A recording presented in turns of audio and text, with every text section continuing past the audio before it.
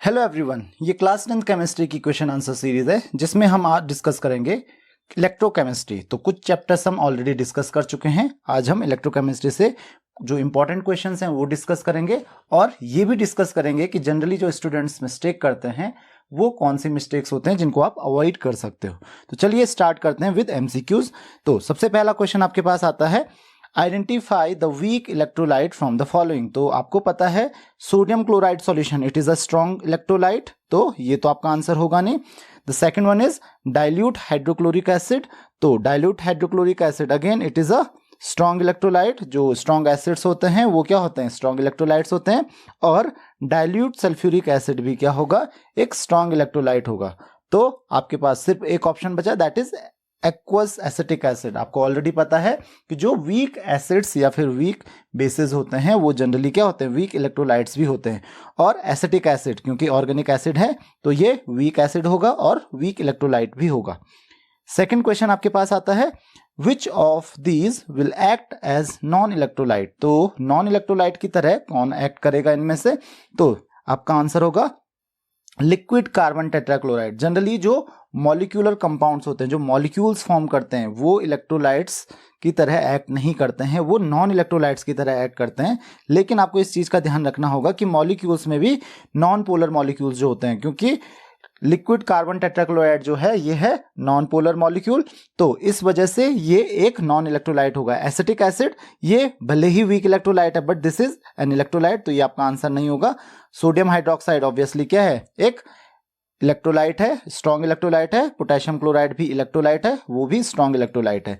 तो ध्यान रखिए जो कंपाउंड्स होते हैं, जो मॉलिक्यूलर कंपाउंड्स होते हैं और वो भी नॉन पोलर मॉलिक्यूलर कंपाउंड्स, वही नॉन इलेक्ट्रोलाइट्स की तरह एक्ट करेंगे। नेक्स्ट क्वेश्चन है आपके पास, during ionization metals lose electrons, this change can be called. तो आपको पता है loss of electron, loss of electron is called oxidation. तो इसका आंसर क्या हो जाएगा, ऑक्सीडेशन। जबकि गेन ऑफ इलेक्ट्रॉन जो होता है that is known as reduction. तो इसका आंसर रिडक्शन बिल्कुल भी नहीं होगा, इसका आंसर होगा ऑक्सीडेशन। रिडॉक्स तो रिडक्शन और ऑक्सीडेशन दोनों होते हैं। और डिस्प्लेसमेंट आपको ऑलरेडी पता है, डिस्प्लेसमेंट में क्या होता है, जब किसी एक पार्टिकल को कोई दूसरा पार्टिकल डिस्प्लेस करता है, रिप्लेस करता है। तो इसका आंसर हो जाएगा oxidation. Loss of electron oxidation and gain of electron is called reduction. Next question आपके पास, the metallic electrode which does not take part in an electrolytic reaction। तो कोई भी मेटेलिक इलेक्ट्रोड जो किसी इलेक्ट्रोलिटिक रिएक्शन में पार्टिसिपेट नहीं करता है, तो वो कौन सा इलेक्ट्रोड होता है, that is a platinum electrode. इसका आपको याद रखना है, प्लेटिनम इलेक्ट्रोड। तो जनरली कुछ ही इलेक्ट्रोड्स होते हैं, जैसे प्लेटिनम हो गया, आयरन हो गया, कार्बन यानी कि ग्रेफाइट हो गया, ये जनरली रिएक्शन में पार्टिसिपेट नहीं करते हैं। तो ये क्या है, प्लैटिनम। कॉपर आपने देखा होगा, कॉपर पार्टिसिपेट करता है, सिल्वर पार्टिसिपेट करता है, निकल पार्टिसिपेट करता है। नेक्स्ट क्वेश्चन आपके पास है, when dilute sodium chloride is electrolysed using graphite electrodes the cation is discharge eight the cathode most readily. तो कौन सा कैटायन डिस्चार्ज होता है, तो डाइल्यूट सोडियम क्लोराइड है हमारे पास और ग्रेफाइट इलेक्ट्रोड है। तो ऑब्वियसली ग्रेफाइट इलेक्ट्रोड तो रिएक्शन में पार्टिसिपेट नहीं करते हैं। और सोडियम क्लोराइड आपको पता है, सोडियम क्लोराइड क्या फॉर्म करेगा, Na+ आयंस और Cl- आयंस। जबकि क्योंकि ये सॉल्यूशन है तो यहाँ पे आपके पास कौन कौन सा होगा, यहाँ पे होगा आपके पास H+ और OH- आयंस। और अगर हम सीरीज की बात करें, इलेक्ट्रोकेमिकल सीरीज की, तो आपने देखा होगा सोडियम यहाँ पे बहुत ऊपर होता है, तो सोडियम बहुत इजीली डिस्चार्ज नहीं हो सकता है। तो सोडियम को डिस्चार्ज करना काफी डिफिकल्ट होता है। तो यहाँ पे ध्यान रखिए, यहाँ पे जो कैटायन आपको मिलेगा दैट इज H+ आयन, न कि Na+ आयन। तो इसका आप ध्यान रखेंगे, that is not Na+ ion, that is H+ ion. तो आपका आंसर क्या हो जाएगा, H+ आयन। नेक्स्ट क्वेश्चन आपके पास आता है, during electrolysis of molten NaCl, molten NaCl the gas released at anode is. तो मोल्टन NaCl है यहाँ पे, ध्यान रखिए। तो यहाँ पे अगेन Na+ और Cl- आयन फॉर्म करता है, लेकिन ये मोल्टन है, यहाँ पे वाटर का कोई रोल नहीं है। तो पॉजिटिव आयन केवल सोडियम है जो कि कैथोड पे जाएगा इस समय। पिछले वाले में H+ आयन गया था क्योंकि Na+ डिस्चार्ज नहीं होता है इतना इजीली अगर कोई दूसरा आयन प्रेजेंट है। और एनोड की तरफ कौन जाएगा, क्लोराइड आयन जाता है। और क्लोराइड आयन Cl- आयन जो है एक इलेक्ट्रॉन लूज करता है, Cl फॉर्म करता है। तो Cl2 गैस जो होती है दैट इज क्लोरीन गैस। आपका आंसर क्या हो जाएगा, क्लोरीन गैस, ये आपको मिलेगी एनोड पे। नेक्स्ट क्वेश्चन आपके पास, during electrolysis of molten lead bromide which of the following takes place. तो अगर आप मोल्टन लेड ब्रोमाइड का इलेक्ट्रोलिसिस करते हो तो इनमें से क्या होता है, bromine is released at cathode, बिल्कुल गलत है, क्योंकि molten lead bromide PbBr2, molten lead bromide का फॉर्मूला PbBr2 होता है, ये आपको ऑलरेडी पता है लेड ब्रोमाइड का, और ये लेड आयन Pb2+ आयन यानी कि, और ब्रोमाइड आयन फॉर्म करता है Br- तो जो नेगेटिव आयन है ब्रोमाइड आयन किधर जाएगा, ये जाएगा एनोड की तरफ, तो ये कैथोड पे नहीं रिलीज होता है, कैथोड पे लेड डिपॉजिट होता है। Lead is deposited at the anode, ये भी गलत है, जैसे कि मैंने अभी आपको बताया कि जो पॉजिटिव आयन है वो कैथोड की तरफ जाता है, तो लेड जो है वो कैथोड पे डिपॉजिट होता है, मेटल हमेशा कैथोड पे डिपॉजिट होता है। Then bromine ions gain electrons, बिल्कुल ये भी गलत है, क्योंकि ब्रोमीन आयन में ऑलरेडी इलेक्ट्रॉन है, तो ब्रोमीन आयन क्या करेगा, इलेक्ट्रॉन लूज करेगा, न कि गेन करेगा, वो ब्रोमाइड आयन होना चाहिए, एक्चुअली ये ब्रोमाइड आयन होता है। और लास्ट आपके पास lead is deposited at cathode, बिल्कुल सही है, जो कि मैंने आपको पहले ही बताया कि जो पॉजिटिव आयन होता है यानी कि कैटायन होता है वो कैथोड पे डिपॉजिट होता है।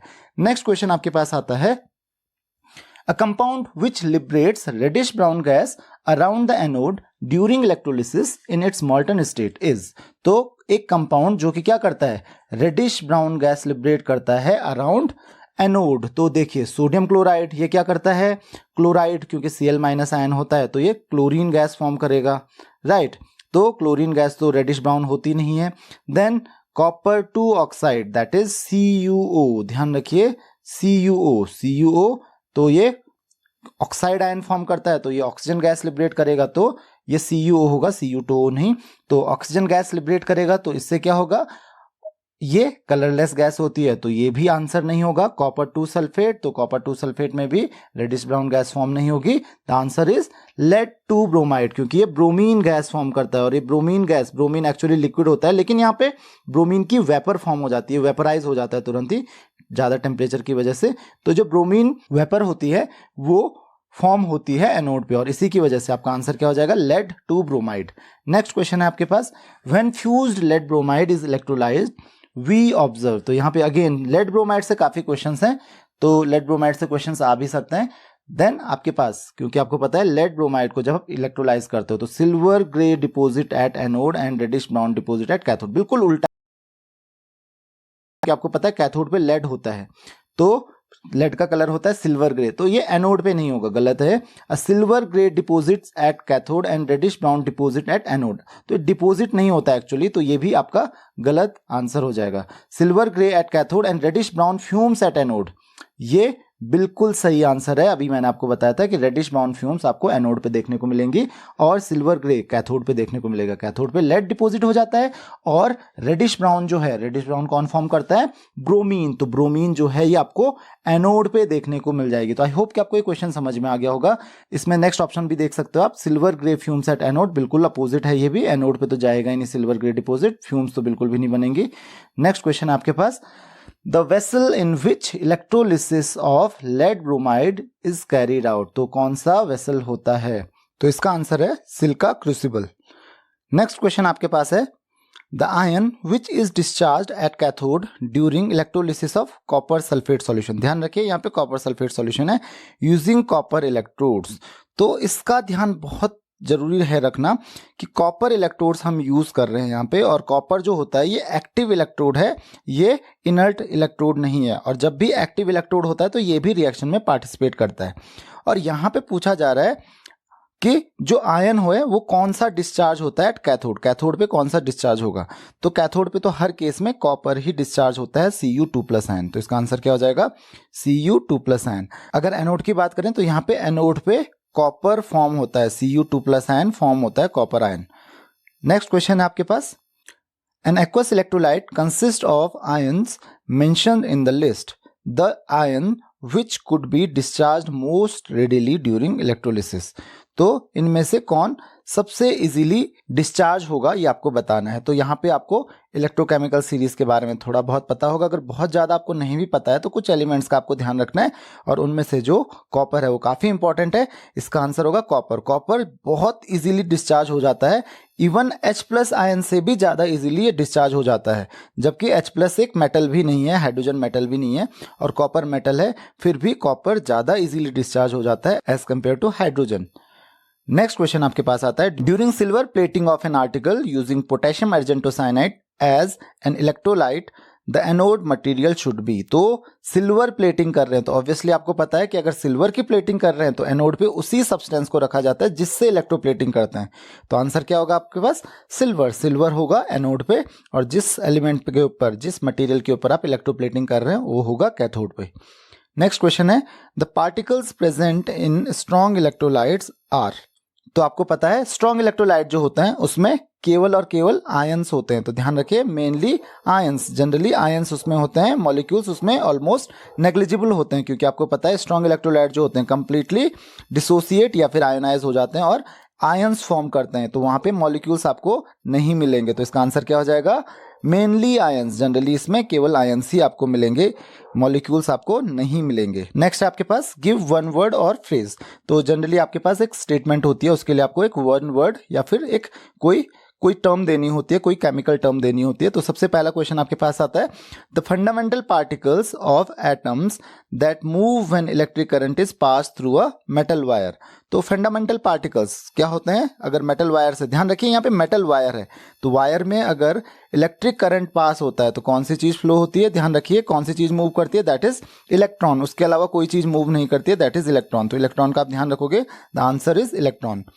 नेक्स्ट क्वेश्चन आपके पास है the type of substances which undergo decomposition in aqueous solution form when electric current passes through them. तो ऐसे कौन से सब्सटेंसेस होते हैं जिनमें डिकम्पोजिशन होता है एक्वस सॉल्यूशन में, जब आप इलेक्ट्रिक करंट पास करते हो उनसे? तो इसका ध्यान रखना, उनको हम कहते हैं इलेक्ट्रोलाइट्स। इसका आंसर क्या हो जाएगा? इलेक्ट्रोलाइट्स। इलेक्ट्रोलाइट्स की डेफिनेशन थी।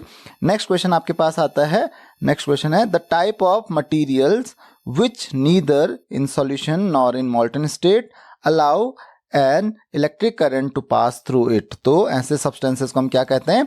ऐसे सब्सटेंसेस को हम कहते हैं नॉन इलेक्ट्रोलाइट। मॉल्टन स्टेट में भी और एक्वस सॉल्यूशन में भी वो इलेक्ट्रिक करंट को अलाउ नहीं करते हैं। नेक्स्ट क्वेश्चन है the process by which a particle gains और लूजेस द इलेक्ट्रॉन। तो ऐसा कौन सा प्रोसेस होता है जिसमें कोई भी पार्टिकल इलेक्ट्रॉन गेन करता है या फिर लूज करता है? तो उस प्रोसेस को हम क्या कहते हैं?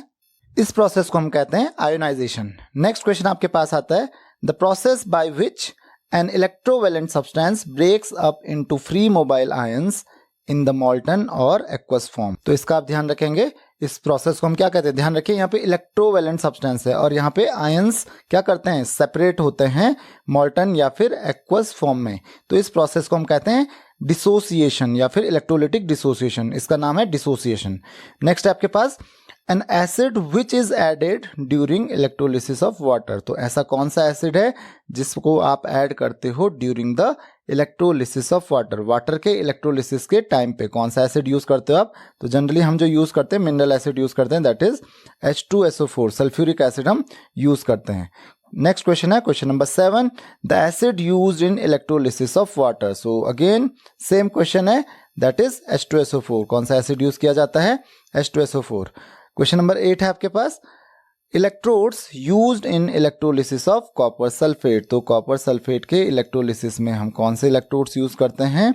तो अगर हम कोई इनर्ट इलेक्ट्रोड यूज करेंगे तो हम यूज करेंगे प्लैटिनम इलेक्ट्रोड। इसमें हम प्लैटिनम इलेक्ट्रोड यूज कर सकते हैं या फिर ग्रेफाइट इलेक्ट्रोड्स यूज कर सकते हैं।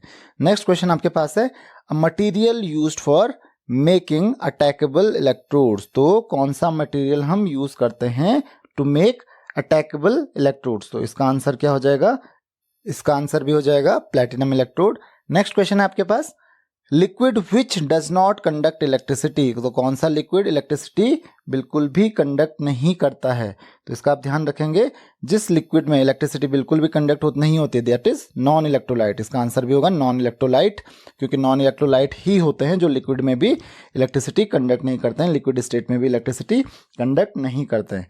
नेक्स्ट क्वेश्चन है electrolytic deposition of superior metal on the बेसर मेटल। तो ये डेफिनेशन है किस चीज की? इलेक्ट्रोप्लेटिंग की। इलेक्ट्रोप्लेटिंग में हम क्या करते हैं? एक सुपीरियर मेटल को एक बेसर मेटल के ऊपर क्या करते हैं? डिपोजिशन करते हैं, उसको डिपॉजिट करते हैं। क्वेश्चन नंबर 12 आपके पास आता है electrolyte used in process of silver plating. तो सिल्वर प्लेटिंग के प्रोसेस में कौन सा हम इलेक्ट्रोलाइट यूज करते हैं जनरली?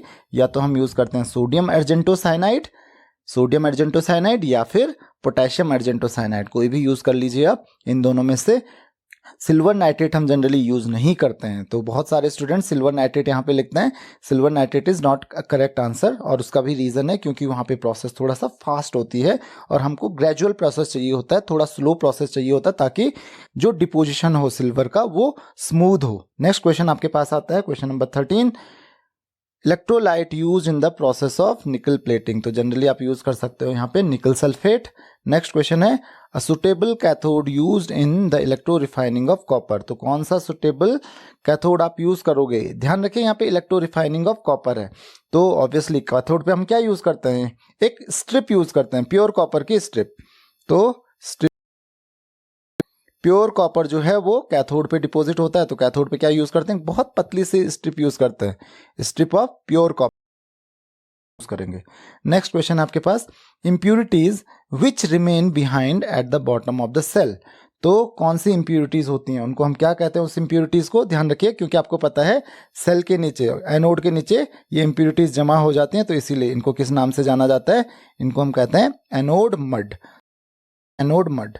नेक्स्ट क्वेश्चन है आपके पास, process used for obtaining highly electropositive metals. तो हाईली इलेक्ट्रोपॉजिटिव मेटल्स ऑब्टेन करने के लिए कौन सा प्रोसेस हम यूज करते हैं? तो इसका ध्यान रखेंगे, जनरली बहुत सारे प्रोसेसेस होते हैं किसी भी मेटल को ऑब्टेन करने के लिए, यानी कि किसी भी मेटल को उसकी ओर से निकालने के लिए या सेपरेट करने के लिए, बट यहाँ पे हम क्या यूज करते हैं? इलेक्ट्रोमेटलर्जी। इसको आप इलेक्ट्रोमेटलर्जी कह सकते हो, इसका ध्यान रखेंगे। This is also known as electrometallurgy. तो आई होप कि आपको ये चीज समझ में आ गई होगी। तो ये थे आपके वन वर्ड या फिर one phrase questions. Next type के क्वेश्चंस जो आते हैं आपके पास, that is fill in the blanks type के क्वेश्चन। तो फर्स्ट क्वेश्चन यहाँ पे आपके पास है, molten lead bromide conducts electricity, it is called an. ध्यान रखिए, जो मोल्टन लेड ब्रोमाइड होता है इसको हम क्या कहेंगे? It is called an electrolyte. यहाँ पे क्या आ जाएगा? इलेक्ट्रोलाइट। इलेक्ट्रोलाइट हम इसको कहते हैं। It is composed of lead ions and bromide ions. Obviously lead ions और ब्रोमाइड आयंस यहाँ पे होंगे, तो लेड और ब्रोमाइड आयंस होंगे। द लेड आयंस, यहाँ पे आयंस आएगा। लेड आयंस क्या होते हैं?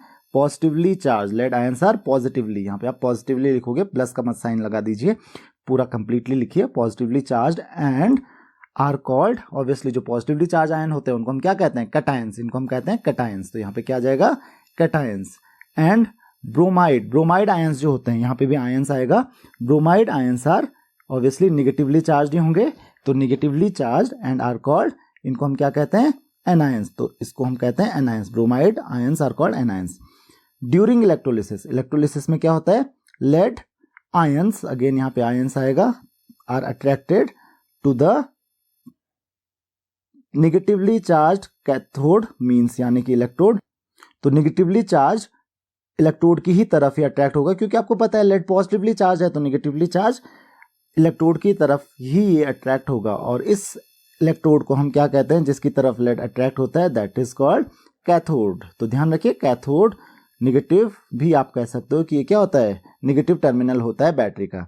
और ब्रोमाइड जो होते हैं, ब्रोमाइड आयंस, यहाँ पे भी क्या आएगा? Bromide ions are attracted towards, ये होगा positively charge electrode which is called anode. तो ध्यान रखिए, एनोड पॉजिटिवली चार्ज होगा। और ऐसा हम क्यों कह रहे हैं?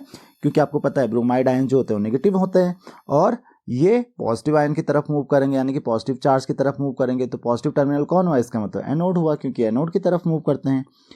क्वेश्चन नंबर 2 आपके पास आता है, solid lead two bromide, lead bromide just हम इसको कह सकते हैं, विल नॉट कंडक्ट इलेक्ट्रिसिटी। तो ध्यान रखिए, ये जो सॉलिड लेड ब्रोमाइड होगा ये इलेक्ट्रिसिटी कंडक्ट नहीं करेगा, ये केवल मोल्टन स्टेट में इलेक्ट्रिसिटी कंडक्ट करेगा, सॉलिड स्टेट में इलेक्ट्रिसिटी कंडक्ट नहीं करेगा, क्योंकि इसके पास आयंस नहीं होते हैं जो कि फ्रीली मूव कर सके सॉलिड स्टेट में। The ions are held together, तो जो आयंस होंगे वो टुगेदर हेल्ड होते हैं, यही बता रहा है इन रिजिड क्रिस्टल। जो क्रिस्टल लैटिस होता है इसका, उसमें आयंस जो होते हैं वो एक साथ होल्ड करके रखते हैं एक दूसरे को, and are not free to move to the electrodes. तो ध्यान रखिए, क्योंकि ये एक दूसरे को टाइटली होल्ड करके रखते हैं, तो इस वजह से मूव नहीं कर सकते हैं किसी भी इलेक्ट्रोड की तरफ। न ही कोई आयन पॉजिटिव इलेक्ट्रोड की तरफ मूव कर सकता है, यानी कि एनोड की तरफ, और न ही कोई कैथोड की तरफ मूव कर सकता है। आगे इसमें लिखा है व्हेन द सॉलिड इज, आगे पढ़ते हैं, इट अलाउज। तो ध्यान रखिए, when the solid is heated, क्योंकि जब इसको आप हीट करते हो, the solid is heated, it melts, ये क्या हो जाएगा, मेल्ट हो जाएगा, and allows the passage of electric current. तो ध्यान रखिए, जब इसको आप हीट करते हो तो ये इलेक्ट्रिक करंट को अलाउ करेगा पास होने के लिए। इज लिबरेटेड एट कैथोड, तो क्या लिबरेट होता है कैथोड पे, ध्यान रखना, लेड लिबरेट होता है। तो आप पूरा लेड लिखोगे, मैं उसका सिंबल लिख रहा हूं, lead is liberated at cathode and at anode, तो कौन सी चीज एनोड पे लिबरेट होती है, दैट इज ब्रोमीन। तो ब्रोमीन गैस जो होती है या ब्रोमीन वेपर जो होती है वो लिबरेट होती है एट एनोड।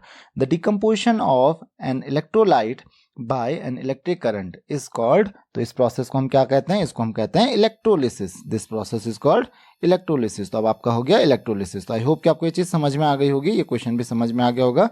नेक्स्ट क्वेश्चन आता है आपके पास, for electroplating of an article with nickel, ध्यान रखिए किससे इलेक्ट्रोप्लेटिंग कर रहे हैं हम, निकल से, require an electrolyte which must be a solution containing, क्योंकि किससे इलेक्ट्रोप्लेटिंग कर रहे हैं, निकल से कर रहे हैं, तो कौन से आयंस होने चाहिए उस सॉल्यूशन में, ऑब्वियसली निकल के ही आयन होने चाहिए, निकल के आयन होना बहुत ज्यादा जरूरी है। The article to be plated is placed at, तो आपको पता है जिस आर्टिकल पे प्लेटिंग की जाती है उसको हम कहाँ पे रखते हैं, इसको हम रखते हैं कैथोड पे, ध्यान रखिए इसको कैथोड पे रखते हैं, of the cell on which the plating is carried out. Okay, तो ये आपके पास कैथोड हो जाएगा। The of the cell is made of pure nickel, तो कौन सी चीज प्योर निकल की होगी, एनोड, तो यहाँ पे एनोड हो जाएगा, एनोड प्योर निकल का बना होगा। और क्यों एनोड पर प्योर निकल का होगा, क्योंकि आपको पता है निकल से आप इलेक्ट्रोप्लेटिंग कर रहे हो, तो जिस एलिमेंट से आप इलेक्ट्रोप्लेटिंग कर रहे हो उसको आप एनोड पे रखते हो। नेक्स्ट आपके पास, the ions which are attracted to negative electrode and discharge are called, तो वो आयंस क्या होते हैं, कैटायंस होंगे। ऑब्वियसली कैटायंस ही तो नेगेटिव इलेक्ट्रोड की तरफ भागेंगे, मतलब पॉजिटिवली चार्ज आयन, तो पॉजिटिवली चार्ज आयन को ही हम कैटायंस कहते हैं। नेक्स्ट क्वेश्चन आपके पास, क्वेश्चन नंबर 4, यानी कि electrolysis is the passage of, क्या है ये, थ्रू अ लिक्विड और solution accompanied by a change. तो यहाँ पे क्या हो जाएगा, इलेक्ट्रोलिसिस, इलेक्ट्रोलिसिस क्या है, पासेज ऑफ इलेक्ट्रिसिटी, यहाँ पे क्या आ जाएगा, passage of electricity through a liquid, किसी एक लिक्विड के थ्रू, या फिर a solution accompanied by a change. किस तरीके का चेंज होता है यहाँ पे, ध्यान रखिए यहाँ पे होता है केमिकल चेंज, क्योंकि आपको पता है नए केमिकल्स आपको यहाँ पे फॉर्म होने को देखने को मिलेंगे।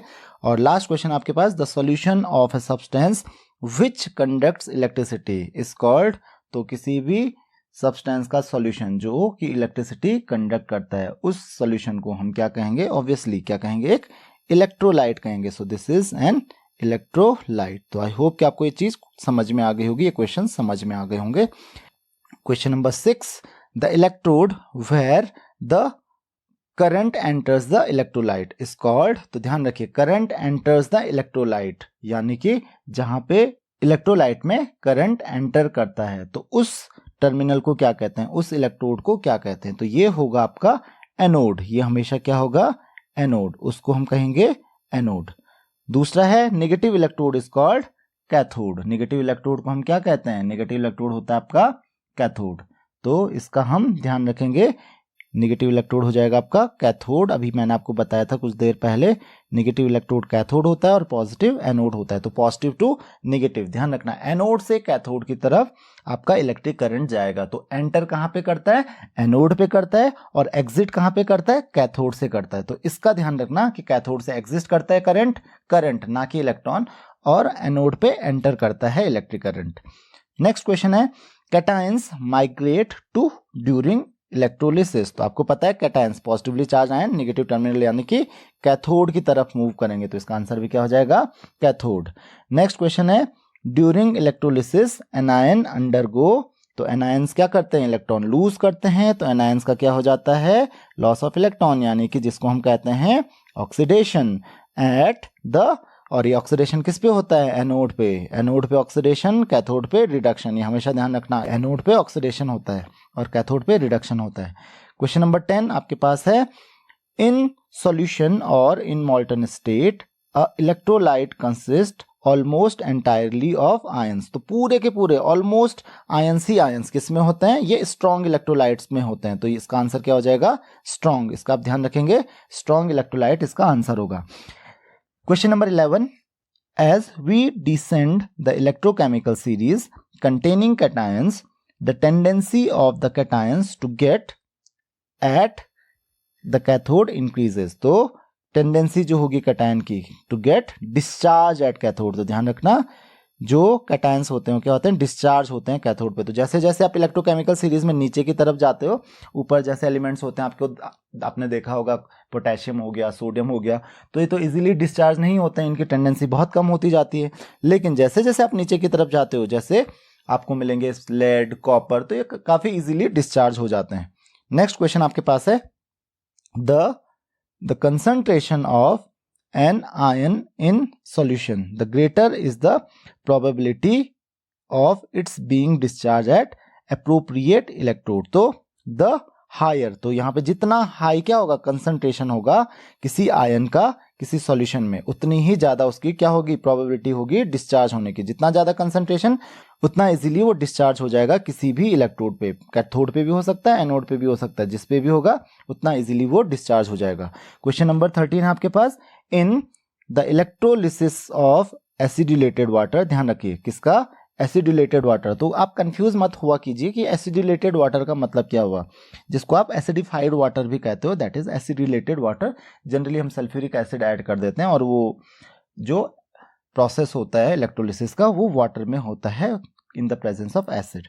तो यही क्वेश्चन है, कह रहा है in the electrolysis of acidulated water oxygen is produced by discharge of ions at the anode. तो यहाँ पे कौन से आयंस डिस्चार्ज होते हैं एनोड पे, तो एनोड पे ध्यान रखना, एनोड पे डिस्चार्ज होते हैं यहाँ पे OH माइनस आयन, क्योंकि वाटर है तो वाटर क्या फॉर्म करेगा, H प्लस और OH माइनस आयन।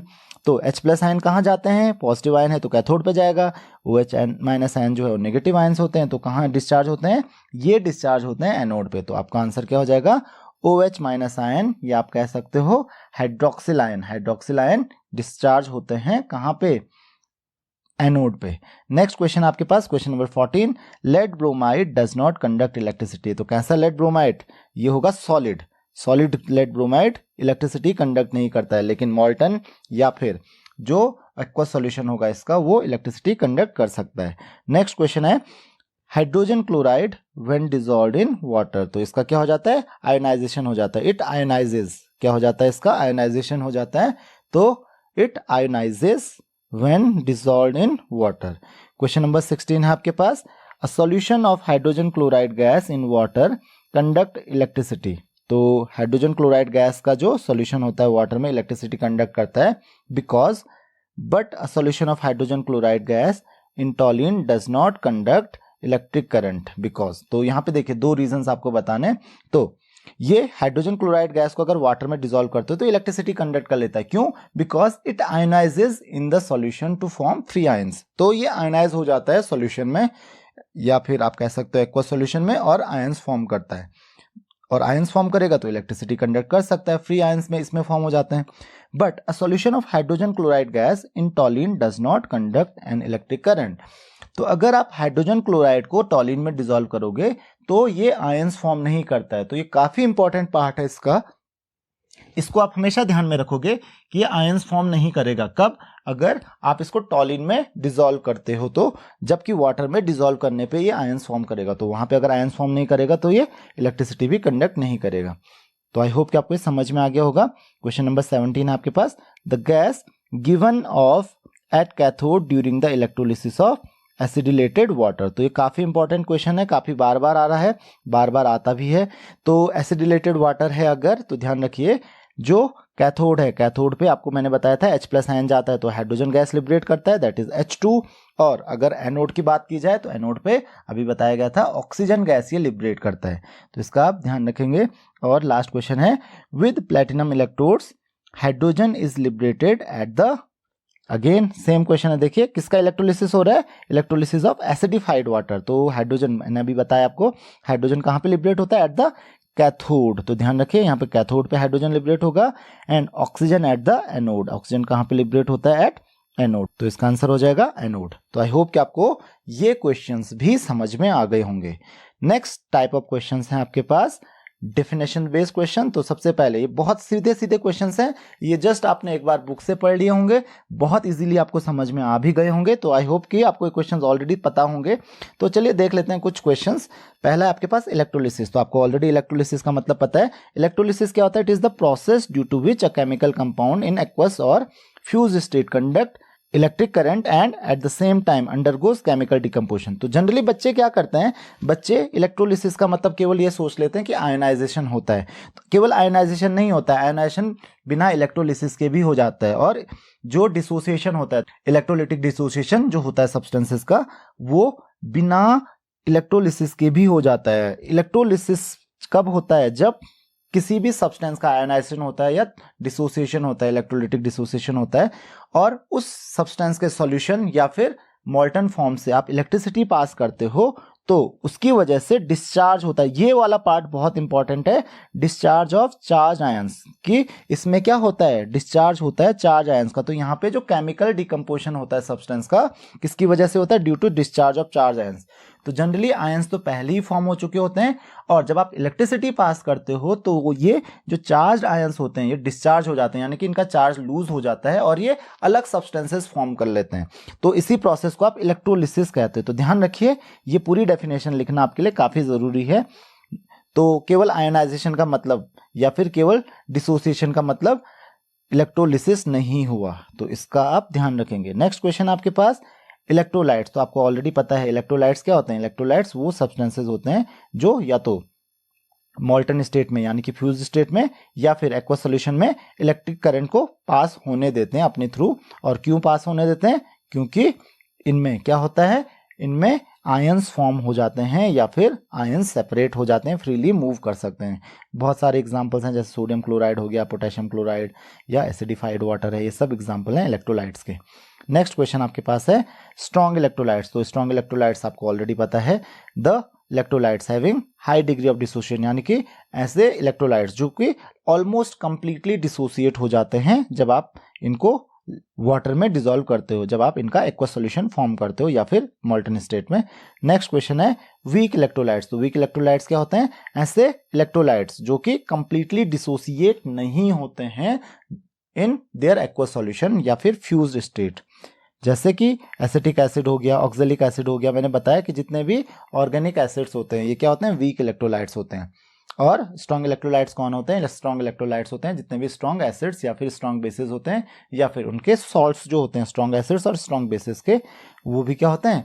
वो भी स्ट्रॉन्ग इलेक्ट्रोलाइट्स होते हैं। नेक्स्ट क्वेश्चन आपके पास नॉन इलेक्ट्रोलाइट्स। तो आपको पता है नॉन इलेक्ट्रोलाइट्स क्या होते हैं? जो इलेक्ट्रिसिटी कंडक्ट नहीं करते हैं, चाहे वो मॉल्टन स्टेट में हो या फिर एक्वा सॉल्यूशन में हो, वो इलेक्ट्रिसिटी कंडक्ट नहीं करते, तो उनको हम क्या कहते हैं? Non electrolytes. नेक्स्ट क्वेश्चन आपके पास है इलेक्ट्रोलिटिक सेल। तो आपको पता है इलेक्ट्रोलिटिक सेल क्या होता है? इलेक्ट्रोलिटिक सेल एक कंटेनर होता है, एक डिवाइस होता है जहां पे आप क्या करते हो, जिसमें आप इलेक्ट्रोलिसिस का प्रोसेस करते हो। तो इट इज द डिवाइस या वेसल या container in which electrolysis is carried out. तो आई होप कि आपको ये चीज समझ में आ गई होगी। नेक्स्ट आपके पास इलेक्ट्रोड्स। तो आप आराम से डेफिनेशन पढ़ सकते हो। इलेक्ट्रोड्स आपको ऑलरेडी पता है। इलेक्ट्रोड्स ध्यान रखिए, इलेक्ट्रोड्स क्या होते हैं? ग्रेफाइट, कोई भी मेटल प्लेट्स हो सकती है, यानी कि एक पार्ट होता है किसी भी सेल का। तो इलेक्ट्रोड्स का आप ध्यान रखेंगे। इलेक्ट्रोड्स क्या होते हैं? इलेक्ट्रोड्स वो पार्ट होते हैं किसी भी इलेक्ट्रोलिटिक सेल का जिनसे through which current enters of leave the electrolyte, या तो एंटर करते हैं या फिर लीव करते हैं। मैंने आपको बताया था एंटर करते हैं एनोड पे और एग्जिट करते हैं, लीव करते हैं किस पे? कैथोड पे। तो उन पार्ट्स को, उन टर्मिनल्स को या फिर वो मेटल प्लेट्स या रॉड्स जो भी होते हैं उनको हम कहते हैं इलेक्ट्रोड्स। नेक्स्ट है आपके पास कैथोड। तो कैथोड आपको पता है कैथोड क्या होता है? वो इलेक्ट्रोड होता है जो निगेटिव टर्मिनल से कनेक्टेड होता है, किसी भी बैटरी के निगेटिव टर्मिनल से कनेक्टेड होता है। तो निगेटिव टर्मिनल कौन होता है बैटरी का? कैथोड। और निगेटिव पॉजिटिव टू निगेटिव मैंने आपको ऑलरेडी बताया था, करंट पास होती है। तो इलेक्ट्रोड पे, जिस इलेक्ट्रोड पे करंट लीव करती है, अभी बताया था, वो कैथोड है। नेक्स्ट ऐसे ही एनोड भी होगा। एनोड पॉजिटिव टर्मिनल से कनेक्टेड होता है, तो ये एक ऐसा इलेक्ट्रोड होता है जो पॉजिटिव टर्मिनल से कनेक्टेड होता है और यहाँ पे एंटर करती है, जो इलेक्ट्रिक करंट होती है वो इलेक्ट्रोलाइट में एंटर करती है। नेक्स्ट क्वेश्चन आपके पास आयंस। तो आयंस क्या होते हैं? तो आपको पता है जब किसी भी केमिकल सब्सटेंस को आप मेल्ट करते हो, मॉल्टन स्टेट में कोई भी इलेक्ट्रोलाइट क्या फॉर्म करता है, इलेक्ट्रिकली चार्ज पार्टिकल्स में कन्वर्ट हो जाते हैं। इन इलेक्ट्रिकली चार्ज पार्टिकल्स को हम क्या कहते हैं, आयंस कहते हैं। ध्यान रखिए, ऐसे पार्टिकल्स जिनका क्या होता है, चार्ज होता है, उनको हम क्या कहते हैं, आयंस कहते हैं। तो एटम्स भी हो सकते हैं या फिर ग्रुप ऑफ एटम्स भी हो सकते हैं, जैसे sulphate ion, calcium ion. Next question आपके पास कैटायंस। तो कैटायंस क्या होते हैं, पॉजिटिवली चार्ज आयंस होते हैं। और पॉजिटिवली चार्ज आयंस किस तरफ माइग्रेट करते हैं, टुवर्ड्स कैथोड, नेगेटिव टर्मिनल की तरफ। जैसे सोडियम आयन हो गया, कैल्शियम आयन हो गया, Ca2+ आयन, पोटेशियम आयन हो गया। तो ये सब क्या हो गए, कैटायंस हो गए। नेक्स्ट है आपके पास एनायंस। एनायंस होते हैं नेगेटिवली चार्ज आयंस। तो ये आप ऑलरेडी जानते हो, बहुत सिंपल सी डेफिनेशंस हैं। तो नेगेटिवली चार्ज आयंस जैसे क्लोराइड आयन हो गए, आयोडाइड आयन हो गया, हाइड्रोक्साइड आयन हो गया। तो ये किस तरफ माइग्रेट करते हैं, जनरली ये माइग्रेट करते हैं टुवर्ड्स एनोड, क्योंकि एनोड होता है positive terminal of the battery. चलिए नेक्स्ट क्वेश्चन देखते हैं, आयोनाइजेशन। तो आयोनाइजेशन कौन सा प्रोसेस होता है, देखिए ये क्वेश्चन एग्जाम में पूछा जाता है, difference between ionization and dissociation. तो इलेक्ट्रोलिटिक डिसोसिएशन और आयोनाइजेशन दोनों अलग अलग प्रोसेसेस हैं। तो इसको अच्छे से समझिए। It is the process of formation of positively and negatively charge ions from the molecules. ये पार्ट बहुत इंपॉर्टेंट है, मॉलिक्यूल से ही ये फॉर्म होता है। तो बेसिकली मॉलिक्यूल्स में कोई आयंस नहीं होते हैं, लेकिन जब भी आप किसी मॉलिक्यूलर सब्सटेंस को वाटर में डिसॉल्व करते हो, जैसे HCl है, तो HCl को आप वाटर में डिसॉल्व करते हो, तो इसमें मॉलिक्यूल्स होते हैं, HCl मॉलिक्यूल होते हैं, आयंस नहीं होते हैं। लेकिन जब आप इसको वाटर में डिसॉल्व करते हो तो ये आयंस फॉर्म करना शुरू कर देते हैं। तो इसी फॉर्मेशन ऑफ आयंस को हम क्या कहते हैं, आयोनाइजेशन कहते हैं। तो ध्यान रखना, मॉलिक्यूल्स बहुत इंपॉर्टेंट टर्म है, मॉलिक्यूल्स से ही ये आयोनाइजेशन होता है, मॉलिक्यूल्स का ही आयोनाइजेशन होता है। लेकिन अगर हम बात करें डिसोसिएशन की या इलेक्ट्रोलिटिक डिसोसिएशन की, तो this is the process of separation of ions, न कि फॉर्मेशन ऑफ आयंस। यहाँ पे आयंस पहले ही होते हैं, which are already present in the ionic compound. जैसे NaCl है, तो NaCl में Na+ और Cl- आयन ऑलरेडी होते हैं, लेकिन जब आप उसको वाटर में डिसॉल्व करते हो या मेल्ट करते हो उनको, तो Na+ और Cl- आयन क्या हो जाते हैं, सेपरेट हो जाते हैं। तो सेपरेशन ऑफ आयंस है, ये चीज ध्यान रखिए। This is not the formation of ions. तो इतना ध्यान रखना, ये आयोनिक कंपाउंड में होता है डिसोसिएशन, और आयोनाइजेशन होता है मॉलिक्यूलर कंपाउंड्स में, यानी कि मॉलिक्यूल्स में।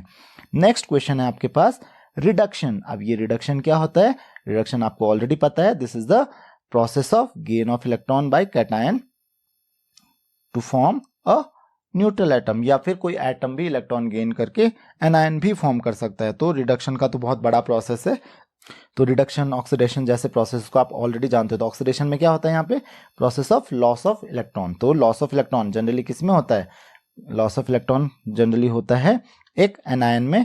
तो एनायन जनरली इलेक्ट्रॉन लूज करते हैं, या फिर कोई एटम इलेक्ट्रॉन लूज करते हैं और कैटायंस फॉर्म करते हैं। तो अगर एनायन इलेक्ट्रॉन लूज करेंगे तो न्यूट्रलाइज हो जाएंगे, और अगर एटम्स करेंगे तो कैटायंस फॉर्म कर लेंगे। तो जैसे कॉपर एटम है, तो कॉपर एटम इलेक्ट्रॉन लूज करेगा तो क्या करेगा, कैटायंस फॉर्म कर लेगा।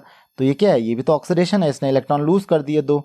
उसी तरीके से अगर ब्रोमीन है, तो ब्रोमीन एटम या ब्रोमाइड आयन है, ब्रोमाइड आयन इलेक्ट्रॉन लूज करेगा तो क्या फॉर्म करेगा, एटम फॉर्म कर देगा, तो वो न्यूट्रलाइज हो जाएगा। तो आई होप कि आपको ये चीज समझ में आ गई होगी कि ऑक्सीडेशन क्या होता है। ऑक्सीडेशन जनरली एनोड पे होता है और रिडक्शन होता है कैथोड पे। नेक्स्ट क्वेश्चन आपके पास आयनिक इक्वेशन। तो आयनिक इक्वेशन क्या होती है, it is a chemical equation which represents the actual atoms, या फिर आप अनआयोनाइज्ड एटम जिनको आप कहते हो, और आयंस और रेडिकल्स, कोई भी रेडिकल्स होते हैं, okay, which are taking part in the chemical reaction. तो ध्यान रखिए, तो ये एक ऐसी इक्वेशन होती है जो किस चीज को रिप्रेजेंट करती है, कोई एटम्स होते हैं या आयंस होते हैं, रेडिकल्स होते हैं जो पार्टिसिपेट करने रिएक्शन में, उनको रिप्रेजेंट करती है। तो उस इक्वेशन को क्या कहते हैं, आयनिक इक्वेशन कहते हैं। और इस इक्वेशन में जनरली होता क्या है, इलेक्ट्रॉन्स एक्सचेंज होते हैं, कोई इलेक्ट्रॉन लूज करता है, कोई इलेक्ट्रॉन गेन करता है। नेक्स्ट क्वेश्चन है आपके पास इलेक्ट्रोप्लेटिंग। तो इलेक्ट्रोप्लेटिंग क्या होती है, वो पूरा का पूरा जो प्रोसेस है, यहाँ पे क्या होता है, एक बेसर मेटल जो होता है उसके ऊपर हम कोई सुपीरियर मेटल, सुपीरियर सब्सटेंस को डिपॉजिट करते हैं। जैसे आप आयरन के ऊपर सिल्वर या फिर गोल्ड या फिर क्रोमियम, निकल जैसे एलिमेंट्स को डिपॉजिट करते हो। तो इसी प्रोसेस को हम क्या कहते हैं, इलेक्ट्रोप्लेटिंग कहते हैं। और इसका जो रीजन होता है आपको ऑलरेडी पता है, या तो अपीयरेंस बढ़ाने के लिए, उसकी अपीयरेंस को इंप्रूव करने के लिए ताकि वो अच्छा दिखे, या फिर और भी रीजंस होते हैं उसको प्रोटेक्ट करने के लिए, क्योंकि आपको पता है सिल्वर गोल्ड जैसे जो एलिमेंट्स हैं वो इजीली उनमें कोरोजन नहीं होता है। तो उससे कोरोजन से भी प्रोटेक्ट करने के लिए आप इनको यूज कर सकते हो, इलेक्ट्रोप्लेटिंग यूज कर सकते हो। नेक्स्ट क्वेश्चन है आपके पास write the equation for the reactions taking place at cathode and anode during the electrolysis of. तो ध्यान रखिए, काफी इंपॉर्टेंट क्वेश्चन है। आपको क्या बताना है, कैथोड और एनोड पे कौन कौन सी रिएक्शन हो रही है। बच्चे काफी ज्यादा गलती करते हैं इन क्वेश्चंस में, क्योंकि उनको पता ही नहीं चलता कि यहाँ पे हो क्या रहा है। तो क्वेश्चन है फर्स्ट, एसिडिफाइड निकल सल्फेट सॉल्यूशन विद निकल इलेक्ट्रोड। तो ये बहुत ही आसान होते हैं। यहाँ पे कैथोड और एनोड पे क्या क्या प्रोसेस होगा। तो अगर निकल इलेक्ट्रोड को आप यूज कर रहे हो तो कैथोड पे क्या प्रोसेस होगा, कैथोड पे जो निकल आयन होगा, निकल आयन, क्योंकि निकल सल्फेट सॉल्यूशन है और निकल से ही आप क्या कर रहे हो, इलेक्ट्रोप्लेटिंग कर रहे हो, तो इलेक्ट्रोड निकल के ही हैं, तो क्या हो जाएगा, निकल आयन जो होगा ये इलेक्ट्रॉन गेन करेगा 2 इलेक्ट्रॉन्स और कहाँ पे डिपॉजिट हो जाएगा, निकल जो है वो कैथोड पे डिपॉजिट हो जाएगा। तो ये रिएक्शन कैथोड पे होती है। और अगर मैं एनोड की बात करता हूं तो एनोड पे कौन सी रिएक्शन हो रही है, एनोड को मैं अभी ए से रिप्रेजेंट कर रहा हूं, एनोड पे कौन सी रिएक्शन हो रही है, तो एनोड पे बहुत सिंपल सी है, जो निकल आयन होगा, निकल आयन फॉर्म होगा एनोड पे। तो इस प्रोसेस में एनोड पे क्या होगा, Na2+, बिल्कुल उल्टा प्रोसेस, Na2+ और 2 इलेक्ट्रॉन्स ये फॉर्म होंगे एनोड पे। तो आई होप कि आपको ये प्रोसेस समझ में आ गया होगा। एनोड पे हो गया ऑक्सीडेशन और कैथोड पे हो गया रिडक्शन। नेक्स्ट क्वेश्चन आता है आपके पास, acidified copper sulphate solution with copper electrode. देखिए फिर से कॉपर इलेक्ट्रोड्स ही हम यूज कर रहे हैं। तो ध्यान रखिए, जब कॉपर इलेक्ट्रोड ही यूज होना है तो बहुत सिंपल है, कैथोड पे, क्योंकि यहाँ पे कैथोड पे क्या हो जाएगा, कैथोड पे जो कॉपर आयन है Cu2+ आयन वो 2 इलेक्ट्रॉन गेन करेगा, क्योंकि कैथोड पे रिडक्शन होगा और कॉपर डिपॉजिट हो जाएगा। और अगर मैं एनोड की बात करूं तो एनोड पे क्या होना है, एनोड पे आप ध्यान रखोगे, एनोड पे होता है कॉपर आयन फॉर्म, क्योंकि कॉपर इलेक्ट्रोड है तो एक्टिव इलेक्ट्रोड है, तो एक्टिव इलेक्ट्रोड रिएक्शन में पार्टिसिपेट करेगा। तो एनोड पे भी है, ये कैथोड पे भी है, तो क्या करेगा, कॉपर जो है एनोड पे ये फॉर्म कर लेगा Cu2+ आयन। बिल्कुल रिवर्स प्रोसेस होता है। तो जब एक्टिव इलेक्ट्रोड्स होते हैं तो रिएक्शन और भी ज्यादा ईजी हो जाती है और लूज करेगा 2 इलेक्ट्रॉन। तो आई होप कि आपको ये रिएक्शन समझ में आ गई होंगी। नेक्स्ट क्वेश्चन है आपके पास, acidified copper sulphate solution with platinum electrode. तो यहाँ पे एसिडिफाइड कॉपर सल्फेट सॉल्यूशन है। तो देखिए पिछला क्वेश्चन आपने देखा था, यहाँ पे एसिडिफाइड कॉपर सल्फेट सॉल्यूशन था विद कॉपर इलेक्ट्रोड। तो देखिए कैथोड की रिएक्शन सेम रहेगी, कैथोड पे कोई फर्क नहीं पड़ेगा। एनोड की रिएक्शन देखिए यहाँ पे अलग हो जाएगी, क्योंकि यहाँ पे प्लैटिनम इलेक्ट्रोड यूज कर रहे हैं, यानी कि इनर्ट इलेक्ट्रोड यूज कर रहे हैं और सॉल्यूशन है। तो यहाँ पे सबसे पहले आपको ध्यान रखना है कि आपके पास आयंस कौन कौन से अवेलेबल हैं। तो कॉपर सल्फेट सॉल्यूशन आपको ऑलरेडी पता है कि जो कॉपर सल्फेट सॉल्यूशन है ये कॉपर आयन फॉर्म करता है और सल्फेट आयन फॉर्म करता है। यहाँ अभी मैंने इलेक्ट्रोड्स की रिएक्शन की बात नहीं की, इसका ध्यान रखिए। और दूसरा, क्योंकि इसमें वाटर भी होता है, तो वाटर क्या करता है, वाटर जो है वो H+ और OH- आयंस फॉर्म करता है। अब देखिए, अब यहाँ पे कंपटीशन होता है कॉपर और H+ आयंस के बीच में। तो ऑब्वियसली कॉपर की डिस्चार्ज होने की जो कैपेसिटी है that is higher as compare to H+ ion. तो कैथोड पे इन दोनों में से कौन जाएगा, कॉपर आयन जाएगा। तो कैथोड की रिएक्शन मैं C से रिप्रेजेंट कर रहा हूं, कैथोड। तो कैथोड पे क्या रिएक्शन होगी, ये अभी मैंने आपको बताया था, कॉपर आयन कैथोड पे जाएगा और वहां पे 2 इलेक्ट्रॉन गेन करेगा और 2 इलेक्ट्रॉन गेन करके वहां पे डिपॉजिट हो जाएगा। तो ये तो काफी सिंपल है आपके लिए। अब एनोड पे क्या होगा, एनोड पे कंपटीशन है सल्फेट और OH- आयंस के बीच में। अब यहाँ पे आपने सल्फेट आयन देखा होगा कि सल्फेट आयन जो है ये डिस्चार्ज होता ही नहीं है, इजीली डिस्चार्ज होता नहीं है, तो ये डिस्चार्ज होगा ही नहीं। डिस्चार्ज कौन होगा, केवल OH- आयन। तो एनोड जो है, एनोड पे जो रिएक्शन होगी, एनोड पे क्या रिएक्शन होगी, कौन डिस्चार्ज होगा, OH-। तो इसको आप अच्छे से समझ लीजिए, OH-, यहाँ पे 4 OH- आयन डिस्चार्ज होते हैं। तो क्या फॉर्म करेंगे, 4 OH प्लस 4 इलेक्ट्रॉन्स, और ये 4 OH- आयंस जो हैं आपके, ये इजीली डिस्चार्ज हो जाते हैं। और जनरली मैं कंप्लीटली भी लिख सकता था इसको, तो 4 OH क्या फॉर्म करते हैं, ये काफी इंपॉर्टेंट है आपके लिए, that is 2H2O, 2 water molecule form करते हैं और वाटर मॉलिक्यूल तो वहीं रहेंगे सॉल्यूशन में और ऑक्सीजन गैस लिबरेट करेंगे। तो बेसिकली आप इसको इस तरीके से भी रिप्रेजेंट कर सकते हो कि जो वाटर मॉलिक्यूल है, आप डायरेक्ट भी इसको लिख सकते हो, चाहो तो आप ऐसे भी लिख सकते हो इस रिएक्शन को, और चाहो तो आप ऐसे भी लिख सकते हो। तो आप ऐसे भी लिख सकते हो कि 4 OH- आयंस जो होते हैं वो क्या फॉर्म करते हैं, ऐसे भी लिख सकते हो आप, ये फॉर्म करते हैं 2H2O। डायरेक्ट भी आप लिख सकते हो प्लस O2 प्लस 2 इलेक्ट्रॉन्स। तो ये आप पे डिपेंडेंट है, आप इस तरीके से भी 2 स्टेप की बजाय आप एक ही स्टेप में भी इस रिएक्शन को लिख सकते हो। तो इस रिएक्शन को आप हमेशा याद रखेंगे, क्योंकि जनरली बच्चे OH माइनस आयंस की रिएक्शन को भूल जाते हैं, तो ये काफी इंपॉर्टेंट रिएक्शन आपके लिए। नेक्स्ट क्वेश्चन है आपके पास, एसिडिलेटेड वाटर विद इनर्ट इलेक्ट्रोड्स। तो क्योंकि ये एसिडिफाइड है तो यहाँ पे एक एसिड होगा कौन, H2SO4। तो H2SO4 क्या करेगा, ये फॉर्म करेगा H+ ion plus sulphate ion, और वाटर तो है ही, तो वाटर क्या फॉर्म करेगा, आपको ऑलरेडी पता है, सल्फेट आयन।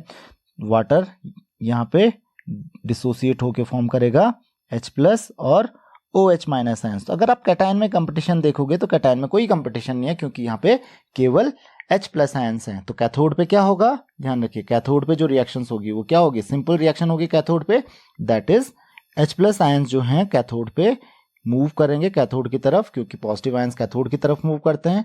तो क्या करेंगे, इलेक्ट्रॉन गेन करेंगे और हाइड्रोजन एटम, और जब आपको पता है 2 हाइड्रोजन एटम कंबाइन हो जाते हैं तो ये फॉर्म करेंगे हाइड्रोजन गैस। तो ये हाइड्रोजन गैस फॉर्म करते हैं कैथोड पे।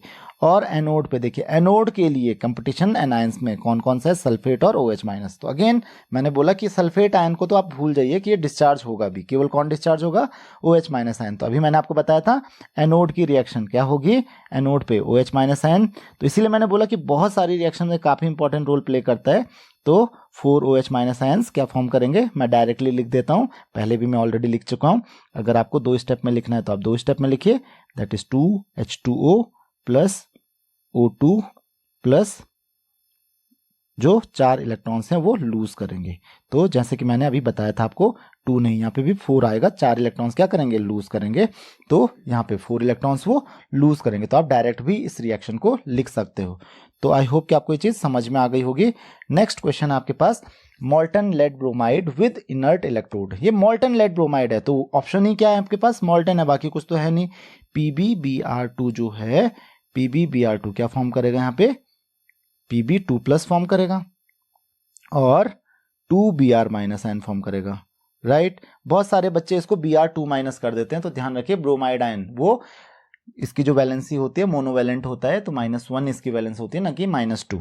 नेक्स्ट है आपके पास कि आपको पूछा गया है कि इनर्ट इलेक्ट्रोड्स आपके पास हैं और केवल मॉल्टन लेड ब्रोमाइड है और कोई सब्सटेंस है नहीं, तो कैटायन में कोई कंपटीशन नहीं है, लेड है, तो केवल लेड कैथोड पे जाएगा। तो कैथोड की रिएक्शन में लिख देता हूँ, C लिख रहा हूँ मैं यहाँ पे, C यानी कि कैथोड।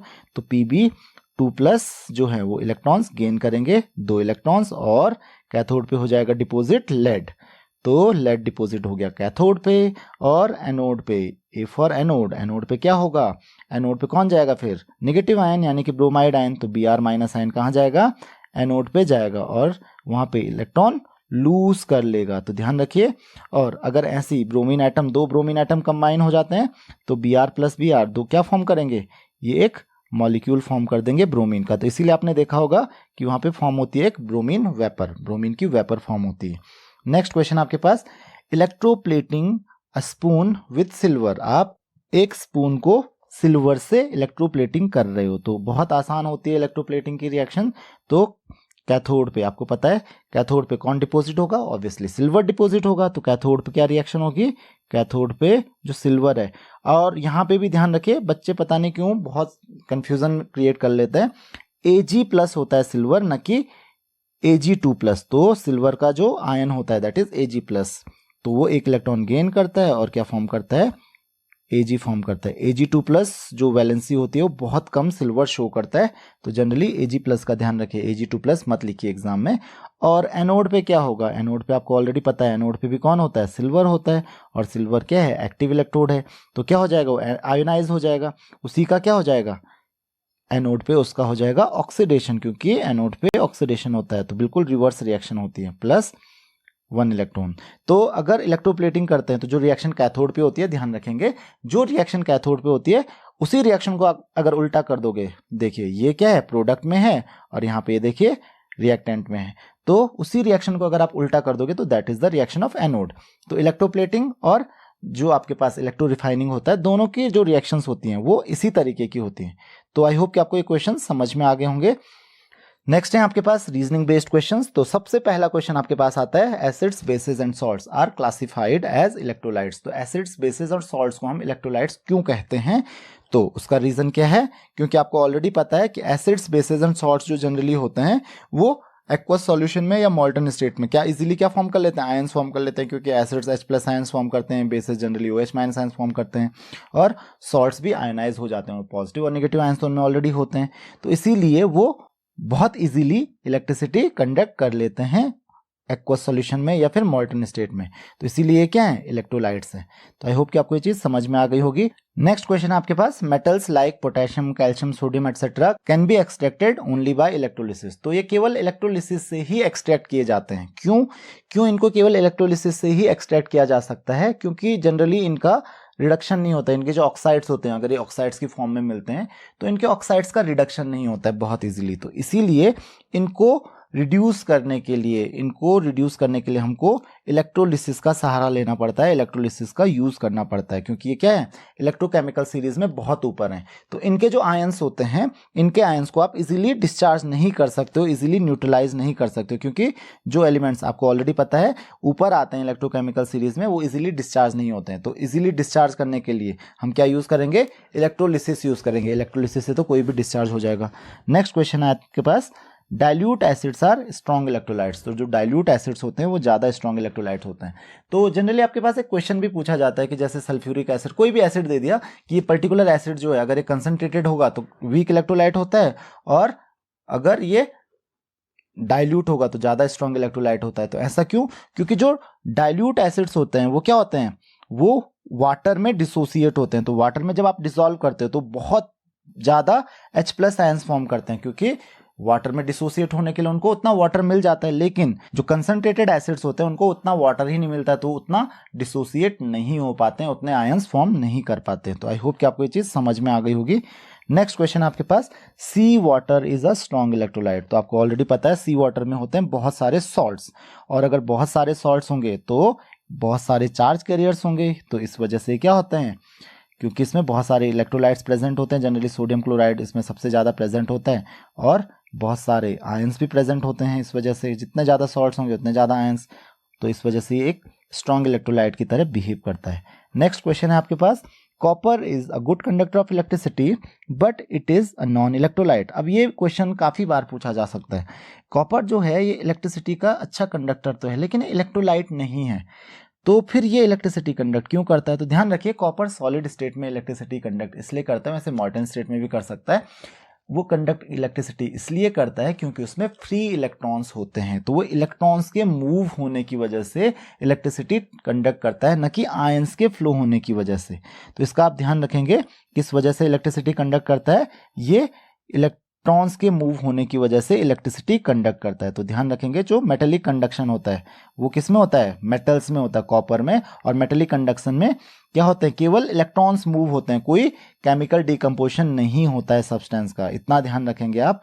तो जरूरी नहीं है कि वो इलेक्ट्रोलाइट ही हो, इलेक्ट्रोलाइट मॉल्टन स्टेट में या फिर एक्वस सॉल्यूशन में इलेक्ट्रिसिटी कंडक्ट करते हैं, जबकि जो मेटल्स होते हैं वो सॉलिड स्टेट में भी इलेक्ट्रिसिटी कंडक्ट करते हैं, और उनमें जो इलेक्ट्रिसिटी कंडक्ट होती है वो इलेक्ट्रॉन्स के फ्लो होने की वजह से होती है, न कि आयंस के।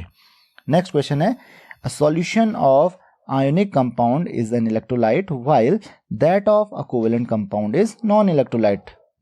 अगर आयनिक कंपाउंड का कोई सॉल्यूशन होता है तो वो इलेक्ट्रोलाइट होता है, और कोवेलेंट कंपाउंड का होता है तो जनरली नॉन इलेक्ट्रोलाइट होता है। ध्यान रखिए, वो हमेशा नॉन इलेक्ट्रोलाइट नहीं होता है। जनरली पोलर कोवेलेंट कंपाउंड जो होते हैं उनके भी कंपाउंड्स जो होते हैं वो इलेक्ट्रोलाइट्स होते हैं, वो नॉन इलेक्ट्रोलाइट्स नहीं होते हैं। बट जनरली कोवेलेंट कंपाउंड जो होते हैं, जो नॉन पोलर होते हैं, वो नॉन इलेक्ट्रोलाइट्स होते हैं, क्योंकि आपको पता है कि जो आयनिक कंपाउंड्स होते हैं उनमें इजीली आयंस का सेपरेशन हो जाता है, या तो मॉल्टन स्टेट में यानी कि फ्यूज्ड स्टेट में, या फिर एक्वस सॉल्यूशन में।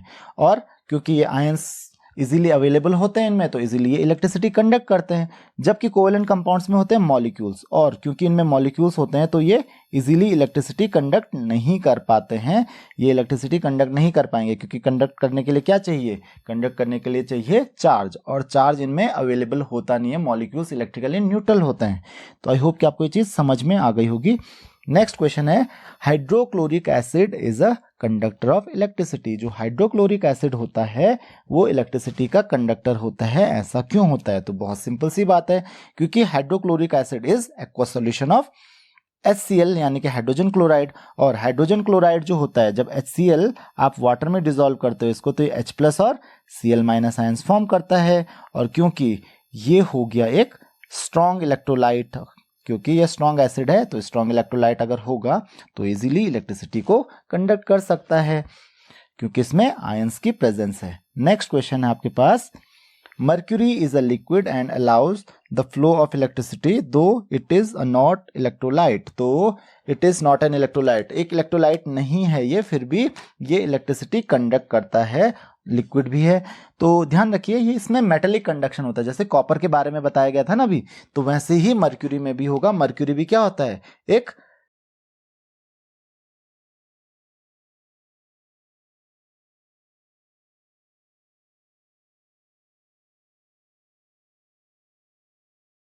यानी कि मर्क्यूरी जो है उसमें फ्रीली मूविंग इलेक्ट्रॉन्स होते हैं और इलेक्ट्रॉन्स के फ्लो की वजह से इसमें इलेक्ट्रिसिटी कंडक्ट होती है। तो इसका आप ध्यान रखोगे कि जो मर्क्यूरी है, मर्क्यूरी में आयंस नहीं होते हैं, मींस जो आयंस के फ्लो की वजह से इलेक्ट्रिसिटी कंडक्ट नहीं होती है, बल्कि इलेक्ट्रॉन्स के फ्लो की वजह से इलेक्ट्रिसिटी कंडक्ट होती है। आप चाहो तो क्वेश्चन के आंसर को भी इजीली पढ़ सकते हो। तो आई होप कि आपको ये चीज़ समझ में आ गई होगी। इतना डिटेल्स में आपको अल्टीमेट शेल वगैरह आपको लिखने की जरूरत नहीं है, आपको सिर्फ इतना एक्सप्रेस करना है कि जो इलेक्ट्रॉन्स होते हैं इसमें फ्रीली मूविंग, उनके फ्लो होने की वजह से इलेक्ट्रिसिटी कंडक्ट होती है, यानी कि इसमें मेटेलिक कंडक्शन होता है ना कि इलेक्ट्रोलिटिक कंडक्शन। नेक्स्ट क्वेश्चन आपके पास, a solution of cane sugar does not conduct electricity but a solution of sodium chloride is a good conductor. तो ऑब्वियस है जो केन शुगर का सॉल्यूशन होता है उसमें इलेक्ट्रोलाइट्स प्रेजेंट नहीं होते हैं, क्योंकि जो केन शुगर है it is an non electrolyte, cane sugar एक नॉन इलेक्ट्रोलाइट है। तो क्योंकि इसमें आयंस नहीं फॉर्म होते हैं तो इस वजह से आयंस ही प्रेजेंट नहीं है, तो कैसे वो इलेक्ट्रिसिटी कंडक्ट करेगा। जबकि जो सोडियम क्लोराइड है, सोडियम क्लोराइड में आपको पता है आयंस प्रेजेंट होते हैं, तो इस वजह से सोडियम क्लोराइड का जो सॉल्यूशन होता है, क्योंकि इसमें सोडियम और क्लोराइड आयंस होते हैं, इजीली वो इलेक्ट्रिसिटी कंडक्ट कर सकता है। लेकिन जो केन शुगर है, केन शुगर एक कोवेलेंट कंपाउंड है और ये एक नॉन इलेक्ट्रोलाइट है, तो आयंस फॉर्म करेगा ही नहीं, और आयंस ही नहीं फॉर्म करेगा तो इलेक्ट्रिसिटी कहां से कंडक्ट होगी।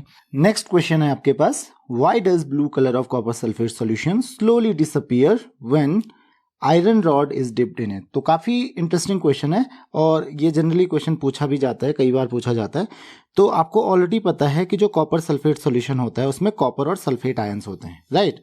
अब जो कॉपर आयंस होते हैं, क्योंकि कॉपर सल्फेट सॉल्यूशन में कॉपर और सल्फेट आयंस होते हैं, और जब आप इसमें आयरन रॉड डिप करते हो तो एक प्रोसेस होता है, क्योंकि आपको पता है कि जो आयरन है वो बहुत इजीली इलेक्ट्रॉन लूज करता है, तो ये क्या करता है, ये आयरन को डिस्प्लेस कर देता है कॉपर सल्फेट से और फॉर्म कर लेता है फेरस आयन Fe2+ आयन, और साथ में कॉपर जो है वो कैथोड पे डिपॉजिट हो जाता है।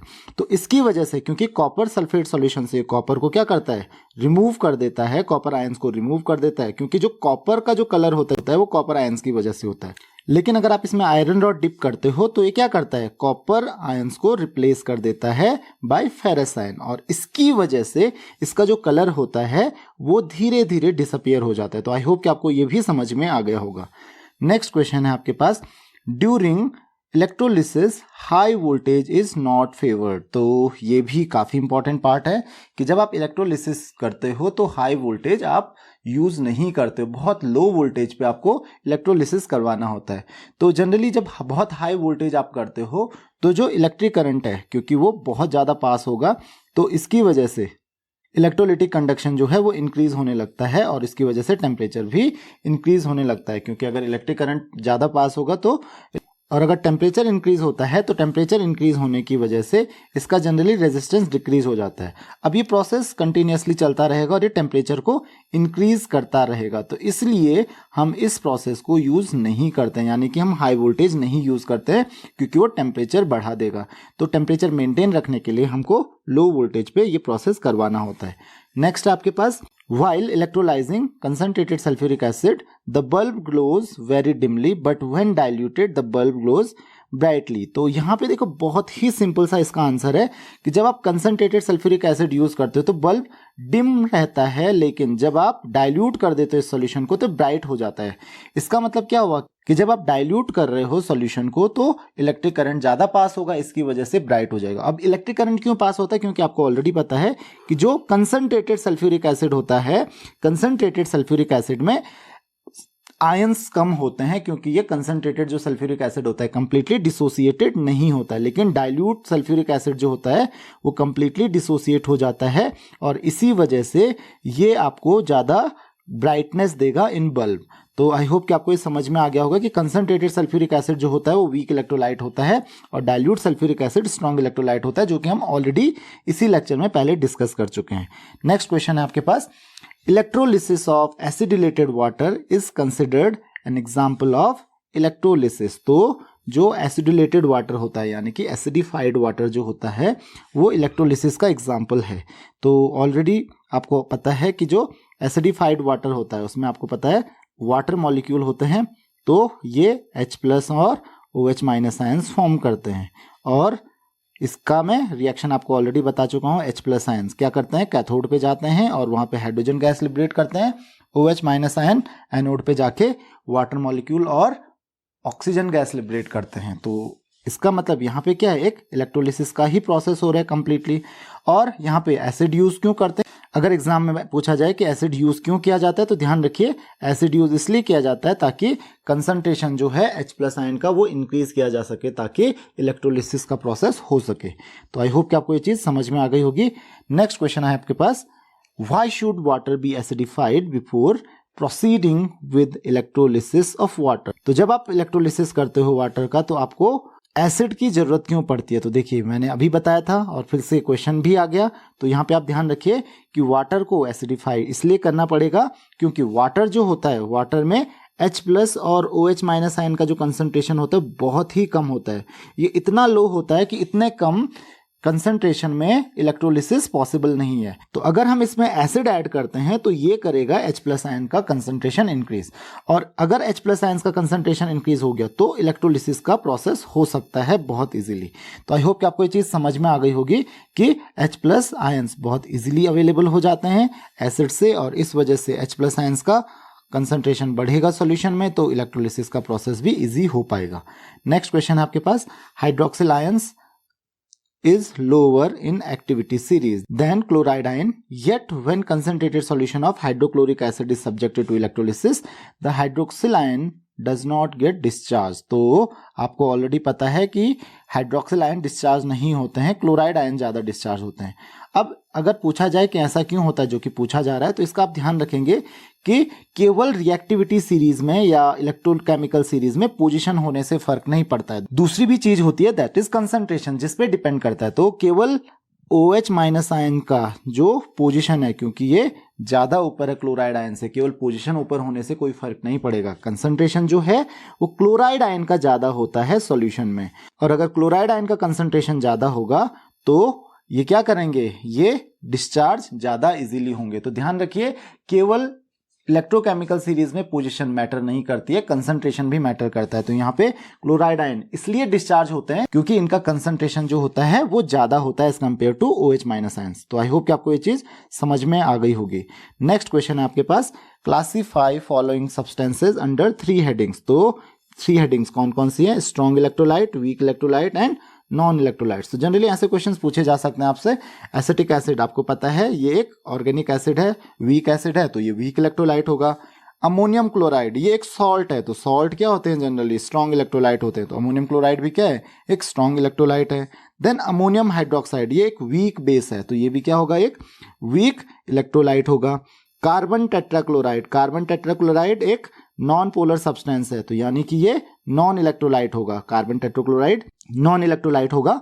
Dilute hydrochloric acid, dilute hydrochloric acid जो है आपको पता है कि हाइड्रोक्लोरिक एसिड है ये स्ट्रॉन्ग एसिड होता है, तो ये स्ट्रॉन्ग इलेक्ट्रोलाइट भी होगा। और सोडियम एसिटेट जो है, सोडियम एसिटेट ये भी क्या है, एक सॉल्ट है, तो ये भी एक स्ट्रॉन्ग इलेक्ट्रोलाइट होगा। सॉल्ट जनरली क्या होता है, स्ट्रॉन्ग इलेक्ट्रोलाइट होते हैं।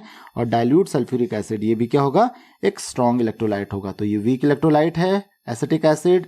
अमोनियम क्लोराइड स्ट्रॉन्ग इलेक्ट्रोलाइट है, अमोनियम हाइड्रोक्साइड वीक इलेक्ट्रोलाइट है, carbon tetrachloride is non electrolyte और इसके अलावा बाकी सब स्ट्रॉन्ग इलेक्ट्रोलाइट। तो आई होप कि आपको ये क्वेश्चन समझ में आ गया होगा। नेक्स्ट क्वेश्चन है आपके पास, how will you distinguish between metallic and electrolytic conduction. ध्यान रखिए यहाँ पे इलेक्ट्रिकल नहीं होगा, यहाँ पे इलेक्ट्रोलिटिक कंडक्शन होगा। तो मेटेलिक और इलेक्ट्रोलिटिक कंडक्शन के बीच में आप डिफरेंशिएट कैसे करोगे, इसको सही कर लीजिए, दैट इज इलेक्ट्रोलिटिक कंडक्शन। तो इलेक्ट्रोलिटिक कंडक्शन और मेटेलिक कंडक्शन में अगर डिफ्रेंशिएट करने के लिए आ जाए तो आपको किस किस पॉइंट का ध्यान रखना है। देखिए सबसे पहले अगर बात करें आयंस के मूवमेंट की, तो देखिए जो मेटेलिक कंडक्शन होता है इसमें इलेक्ट्रॉन्स मूव करते हैं, आयंस नहीं, जबकि जो इलेक्ट्रिकल कंडक्शन नहीं, यानी कि यहाँ पे इलेक्ट्रोलिटिक कंडक्शन, इसको करेक्ट कर लीजिएगा, इलेक्ट्रोलिटिक कंडक्शन जो होगा उसमें आयंस मूव होते हैं और उसकी वजह से इलेक्ट्रोलिटिक कंडक्शन होता है।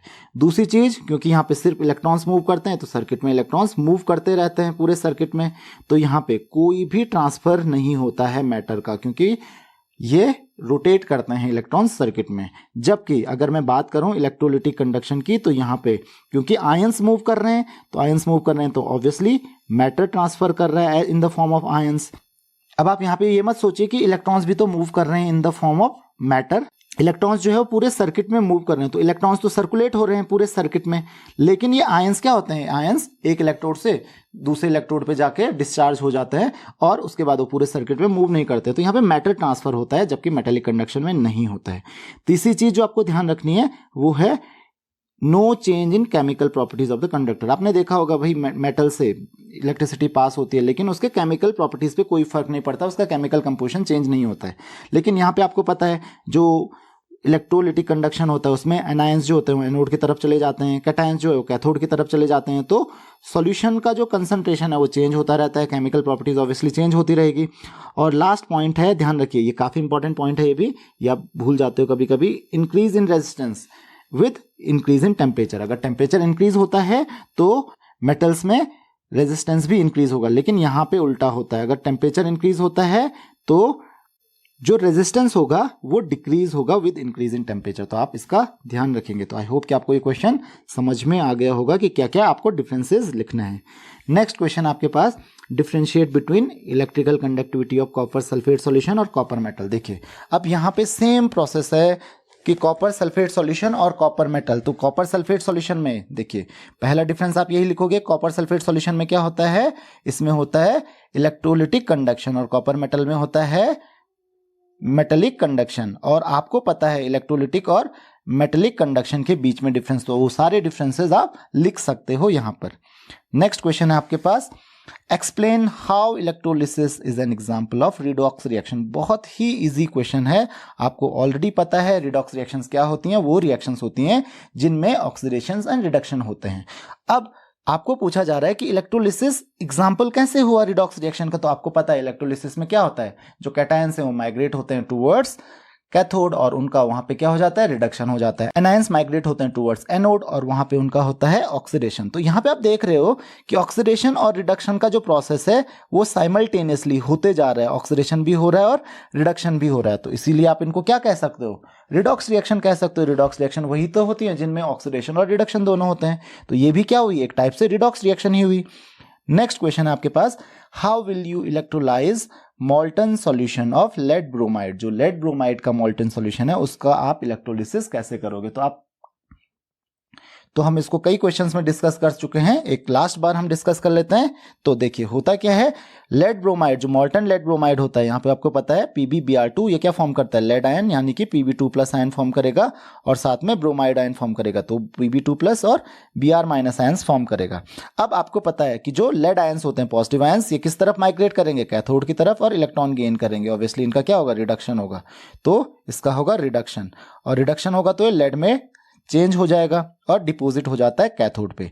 जबकि अगर मैं बात करूं ब्रोमाइड आयन की, तो ब्रोमाइड आयन के केस में क्या होता है, ब्रोमाइड आयंस माइग्रेट करेंगे टुवर्ड्स एनोड, क्योंकि ये निगेटिव आयंस है, और निगेटिव आयंस किस तरफ माइग्रेट करेंगे, पॉजिटिव टर्मिनल की तरफ यानी कि एनोड की तरफ। तो नेगेटिव ब्रोमाइड आयंस जो होते हैं वो एनोड की तरफ माइग्रेट करेंगे और वहां पे इलेक्ट्रॉन्स लूज करेंगे। तो इस रिएक्शन को आप इस तरीके से भी लिख सकते हो, और चाहो तो इस तरीके से भी लिख सकते हो कि Br- आयन जो है वो Br फॉर्म करता है और एक इलेक्ट्रॉन लूज करता है। तो आप कंफ्यूज मत हुआ कीजिए, +1 इलेक्ट्रॉन आप ऐसे भी लिख सकते हो कि वो एक इलेक्ट्रॉन क्या करेगा, लूज करेगा। तो कंफ्यूज होने की जरूरत नहीं है, आप ऐसे भी रिएक्शन लिख सकते हो। और जब Br दो एटम कंबाइन होते हैं तो ये Br2 ब्रोमीन वेपर फॉर्म होती है एट एनोड। तो इस तरीके से इलेक्ट्रोलिसिस होता है मॉल्टन लेड ब्रोमाइड का। तो आई होप कि आपको ये क्वेश्चन समझ में आ गए होंगे, और ये questions exam point of view से काफी इंपॉर्टेंट हैं, तो आप इनको प्रैक्टिस कर सकते हो। इस लेक्चर में इतना ही। अगर आपकी कोई भी क्वेरीज हैं आप मुझे कमेंट्स में क्वेश्चन पूछ सकते हैं। Thank you very much.